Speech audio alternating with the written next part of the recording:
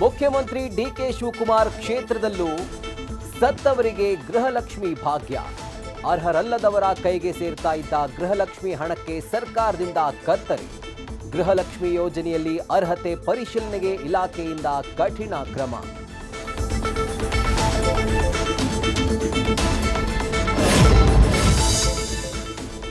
ದರ್ಶನ್ ಪತ್ನಿ ವಿಜಯಲಕ್ಷ್ಮಿಗೆ ಮತ್ತೆ ಅಶ್ಲೀಲ ಕಾಮೆಂಟ್ಗಳ ಕಾಟ. ಜಲಗಾರ ಯೂನಿವರ್ಸಿಟಿ ಹೆಸರಿನ ನಕಲಿ ಖಾತೆಯಿಂದ ಕಿರುಕುಳ. ಕಾಮೆಂಟ್ ಗಿರಾಕಿಗಳ ವಿರುದ್ಧ ಕಠಿಣ ಕ್ರಮಕ್ಕೆ ವಿಜಯಲಕ್ಷ್ಮಿ ಮನವಿ.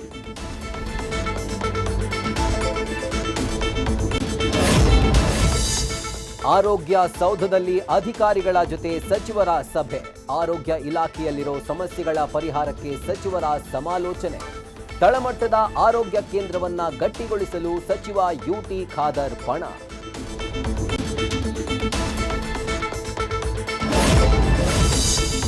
ಬೇಸಿಗೆ ಮುಗಿದು ಮಳೆಗಾಲ ಬಂದ್ರೂ ಮುಗಿದಿಲ್ಲ ಜಿಬಿಎ ಕಾಮಗಾರಿ. ರೇಸ್ ಕೋರ್ಸ್ ರಸ್ತೆಯಲ್ಲಿ ಎರಡೂ ಬದಿ ಗುಂಡಿ ತೆಗೆದು ಅವಾಂತರ. ಮಳೆಗಾಲ ಶುರುವಾಗ್ತಾ ಇದೆ, ಕಾಮಗಾರಿ ಮುಗಿಸಿ ಅಂತ ಸಾರ್ವಜನಿಕರ ಆಕ್ರೋಶ.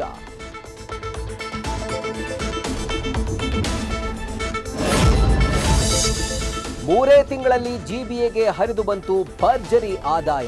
ಅವಧಿಗೂ ಮುನ್ನ 2,933 ಕೋಟಿ ರೂಪಾಯಿ ಆಸ್ತಿ ತೆರಿಗೆ ಸಂಗ್ರಹಿಸಿ ಗ್ರೇಟ್ ಆದ ಗ್ರೇಟರ್ ಬೆಂಗಳೂರು ಪ್ರಾಧಿಕಾರ. ಈ ವರ್ಷದಲ್ಲಿ ಜಿಬಿಎಗೆ ಒಟ್ಟು 6,000 ಕೋಟಿ ತೆರಿಗೆ ಸಂಗ್ರಹದ ಗುರಿ.